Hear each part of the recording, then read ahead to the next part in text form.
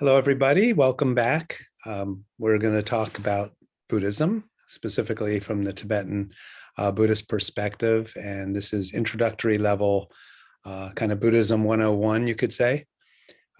So we're covering a variety of topics in these series of podcasts, and invite your comments and questions. It's great if this could be interactive.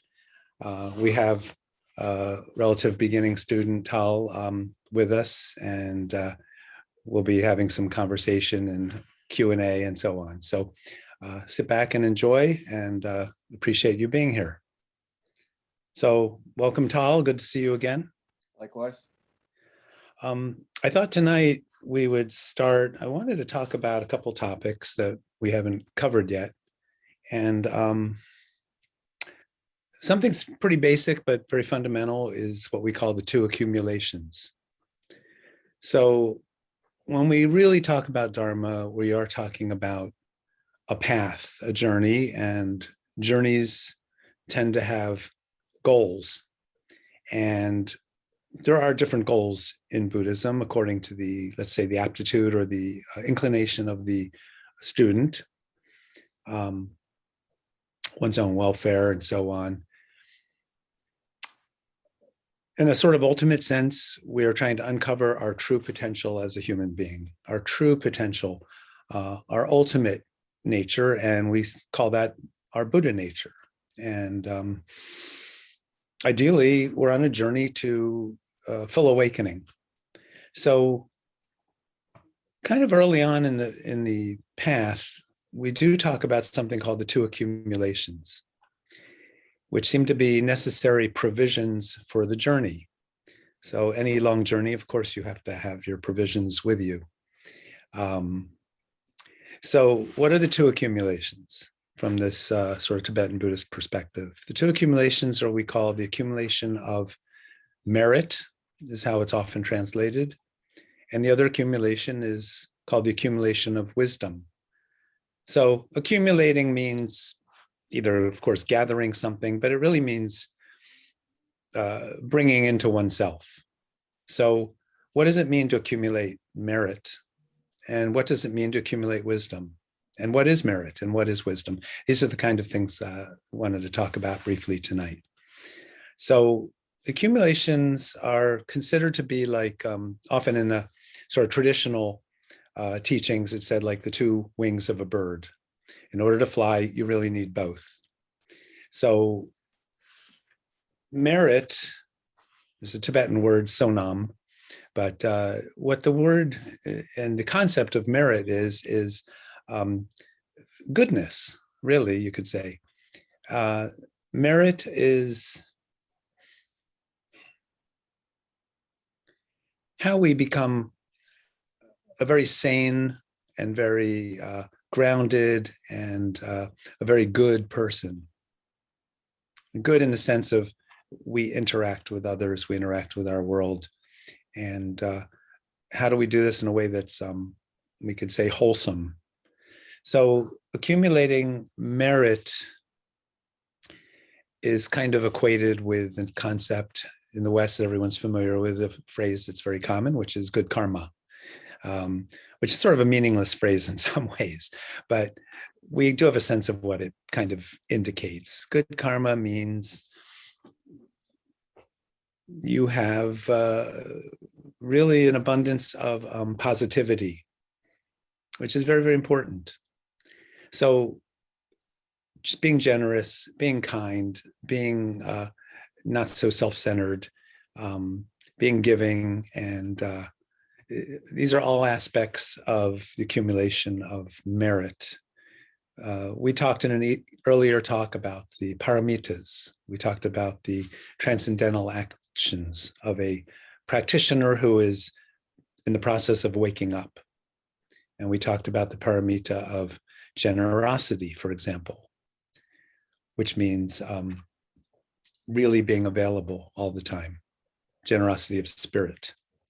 Not holding back, and thinking of others and being of benefit to others. And patience is another one. So generosity, patience, These things are what we call the accumulation of merit. And by having this sort of goodness, we say like begets like. It's sort of a common phrase in the world, in the West. So attracting good things, attracting the conditions to allow one to practice, meaning meeting authentic teachers, finding the authentic teachings, having the opportunities, perhaps we could say the sort of lifestyle that allows one to practice in an authentic way, in a deep way, not superficially necessarily, and not, pie in the sky kind of wishful thinking, but, practicing an authentic tradition that's rooted historically, that's got a track record, that's been well trodden. So that's the provision of merit. Very important, actually. So it means really entering the Dharma path means committing oneself to a life of meritoriousness, of kindness, of goodness, these very sort of basic spiritual, we say Dharmic principles that are not confined, of course, to Buddhism, obviously. But it's important. And it's important to do this in a way that's with some joyous effort, we actually talk about as another paramita. We do this in a way that's wholehearted and with some kind of enthusiasm. We want to sort of, in a sense, work at being as good as we possibly can be, and keep extending that. Keep moving that forward. So it's really important. We don't get complacent. In other words, we don't rest on our laurels. We can always be better, all of us. And that kind of spirit is actually really, really super important. So this isn't a particularly profound topic, I think, but it is very important, and it bears at least mentioning. The other accumulation is the accumulation of wisdom. That's really the path of meditation. I did not say it's the path of study. It's the path of meditation. Now, meditation is informed by study so that we can practice in a way that's oriented properly, you could say. But the accumulation of wisdom means accumulation of insightful experiences that are self-authenticating, right? These are experiences typically from a meditation practice that confirm for oneself what one has heard, studied, contemplated. And so there's kind of this feedback loop of, again, verification of authenticity, which gives one further confidence. So this is the notion of the two accumulations. It's pretty basic, but in the Tibetan system of practice, we actually do intentional practices designed to help facilitate and increase these accumulations. So we do a lot of prayers that are really, so what is prayer? I mean, that's a whole topic unto itself. But the notion here of a prayer is, in the Buddhist sense, is it's an affirmation. It's an acknowledgement. It's a kind of giving voice to perhaps what we already know inside, but by connecting with it in a sort of verbal sense, we bring these things to the forefront of our consciousness, of our awareness. So we make affirmations. I am going to wake up. I am going to wake up for the benefit of others. Things like that, which are recited. We talk about the prayer of taking refuge even. Again, acknowledging where we are, and then where's the compass pointing? Where's true north? What is the unerring path that we need to orient ourselves or face so that we receive teachings that are of great benefit to us. Non-deceptive, authentic, replete with confidence, teachings that are grounded in truth with a capital T, not sort of made up, not fanciful, wishful thinking. So we take refuge. Refuge is an affirmation of I am on a specific path, I am committed, I am working towards the goal of fully waking up, and that there is a kind of a direction to my life. So it's not just random helter-skelter, but I am actually on a journey that is actually pretty well defined, pretty well explained, clearly explained. It's very, very important. But again, other prayers encompass the notion of this sort of more panoramic awareness of the plight of all beings, the sort of universal condition of sentient beings, which is what? It's of a condition of confusion. You could say the definition of a sentient being is a being, someone, something, some being that is confused. Now, that's a relative term. You can be pretty smart and be confused. You can be a PhD and be confused. You can be an ordinary person and be confused. You can be a very lofty person and be confused. But so there's degrees, of course, of confusion, but the fundamental confusion from a Buddhist standpoint is misunderstanding really who we are, and even kind of how the world outside ourselves exists. So we're trying to break through, in a sense. We're trying to dissolve that illusion, that confusion, and simply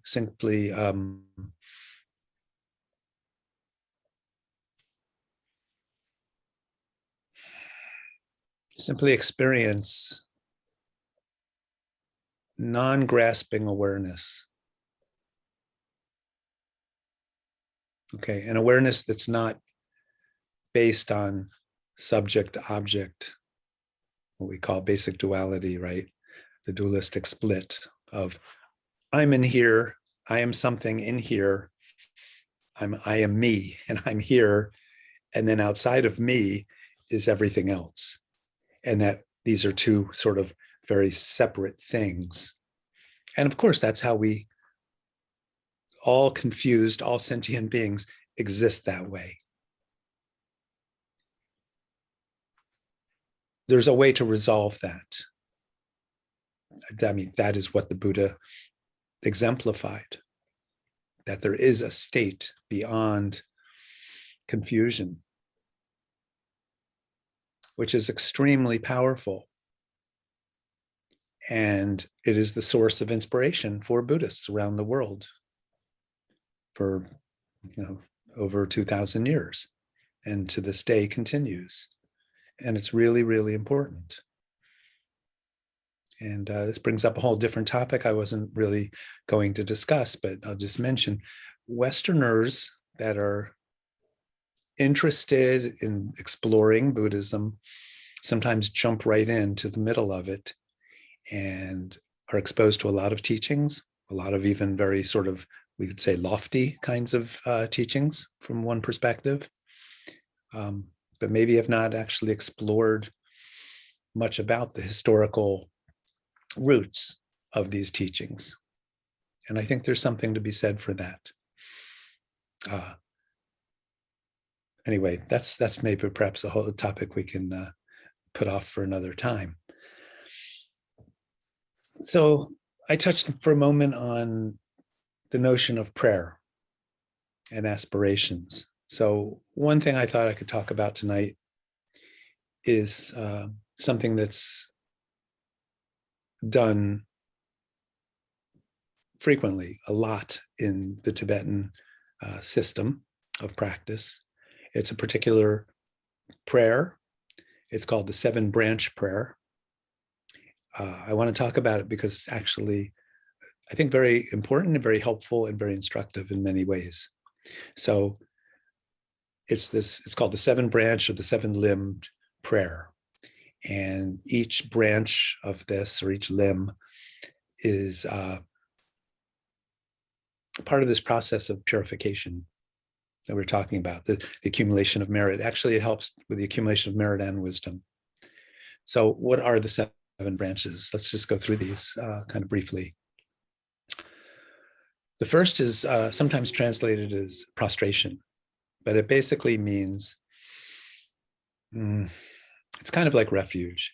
Prostration means I acknowledge enlightened example, the enlightened example of exemplary beings that have resolved the sort of dualistic split or dichotomy of self and other. In other words, they've already accumulated. We prostrate too as a expression of one's appreciation of beings who have perfected this path, you could say, perfected themselves. They have perfected the accumulations of merit and wisdom. So to have an example to show that it's not a myth, that this is achievable, it is doable, it has been done, that is a source of inspiration. It's a source of respect. So that's called prostrating. Sometimes you say, I prostrate to the Buddha. It's a way to counteract pride. Very, very important. Pride is one of the biggies that really holds one back. And very hard, if a person has pride or a lot of pride, that can be very difficult to eradicate, to uproot, because it's something that, to have a puffed up sense of oneself. We're taught in the West, we're taught in the West, it's very important to have self-esteem. And I'm certainly not denying that. It is very important, obviously, to have a healthy sense of self, you could say. But if it's inflated in a different kind of way, it's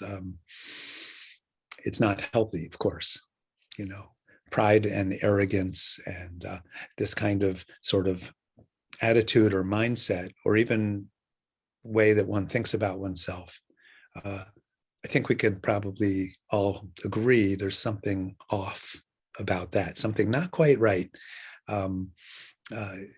It's the opposite of being humble, humility, which is, doesn't mean we're a shrinking violet or we're, down on ourselves. It doesn't mean that at all. It means having a very sort of objective and balanced and healthy outlook.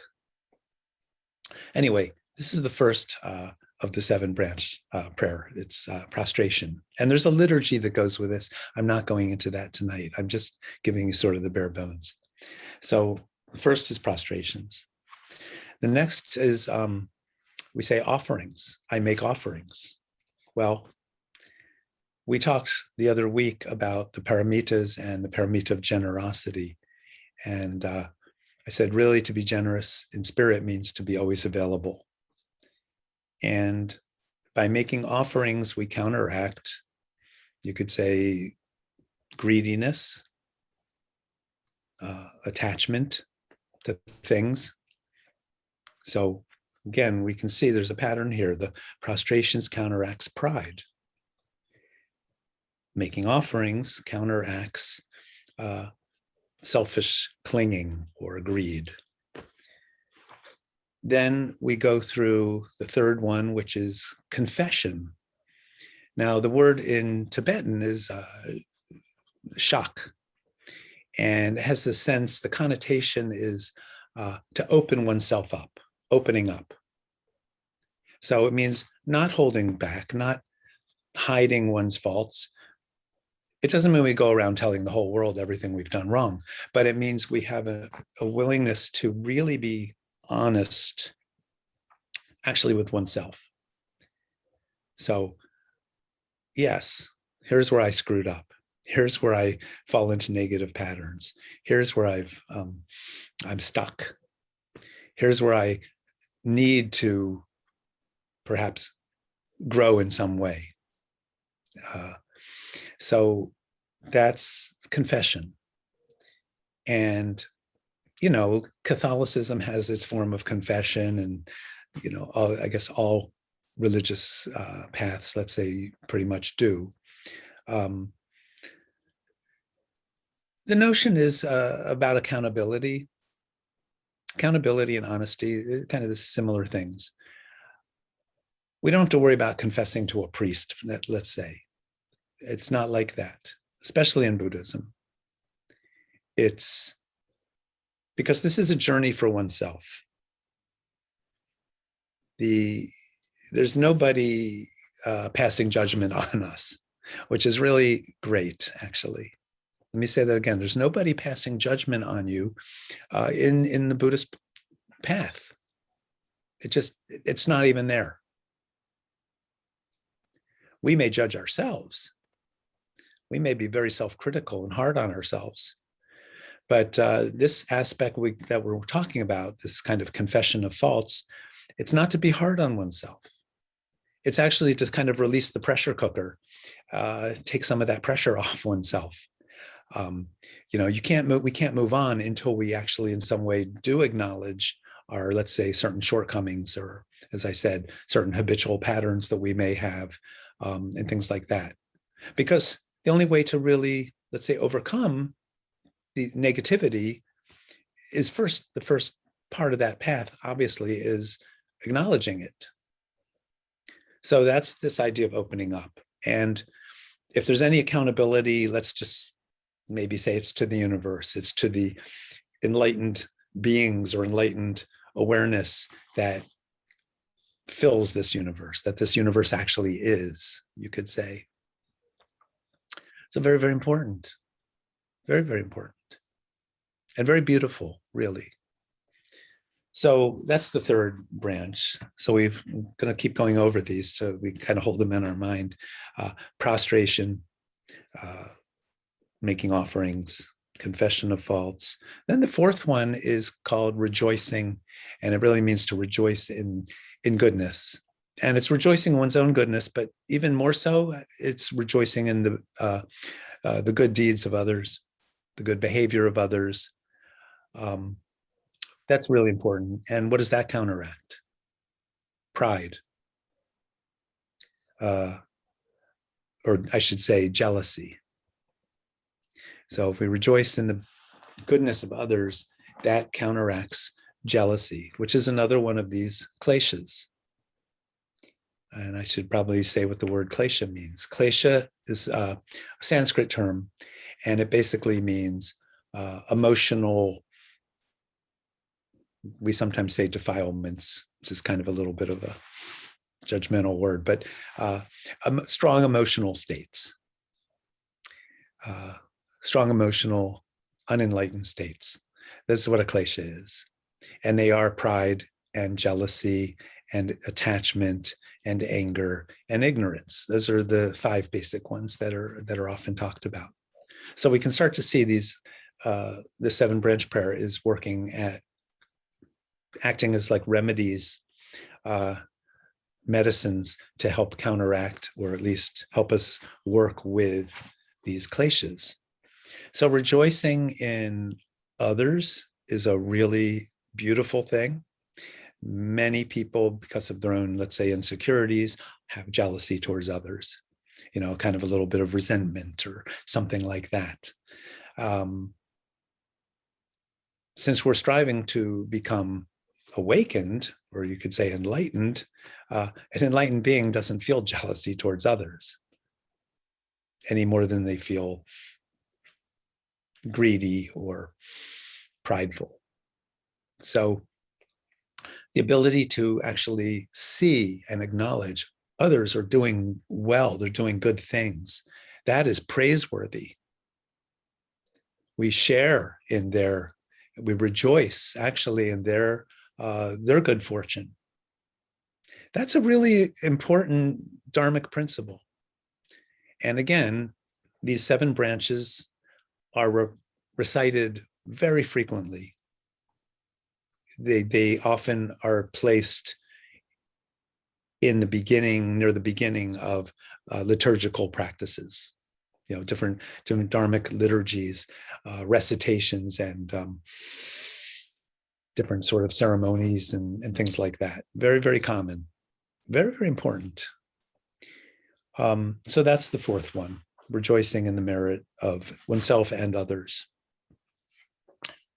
The fifth one is actually, we actually ask the enlightened beings to teach. So we say, I'm not going to figure this out on my own from square one. I need some kind of direction. Please, you that have achieved awakening, don't hold it to yourself. Please make it available to us. We need it. We appreciate it. We want it. We want to make good use of it. We want to put these things into practice, these teachings. So please, make this available to us. It's sometimes said in the cycles, the cyclical nature of the universe, there are all kinds of periods of time that sometimes in the course of the infinitude of time of the universe, where there are sentient beings that are confused, and sometimes there are teachings available, and other times they're simply not. So we would like to be able to avail ourselves of teachings. So we ask that. And then the sixth branch is sort of in some ways a little bit related. It's ask the Buddhas, the awakened ones, not to leave, not to go into nirvana, not to just go into their own sort of state of bliss, but to, again, be available to us. Please stay. Please be here, and so that you can teach and you can set an example. Be a lamp in the darkness. Then the seventh branch is called the dedication of merit. This is how what we call sealing a practice. At the end of pretty much any meditation or any dharmic practice, we actually make another prayer, a little sort of mini aspiration, and we say, anything that I learned, anything that was of benefit,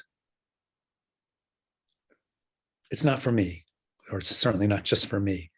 May all beings benefit from this.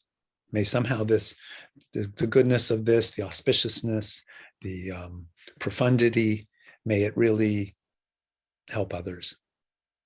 It kind of brings us full circle back to the notion that we're not just doing this for our own narrow self. If we were, that tends to reinforce the very thing we're trying to get rid of, which is this sense of a separate self.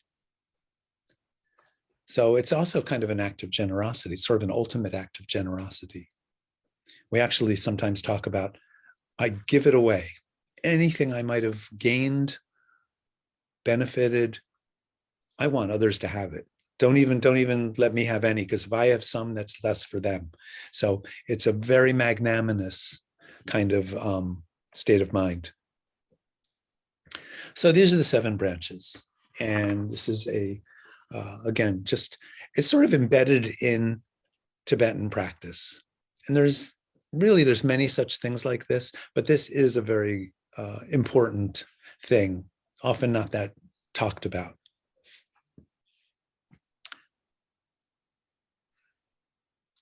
I think I need to wrap this up by saying a couple more things,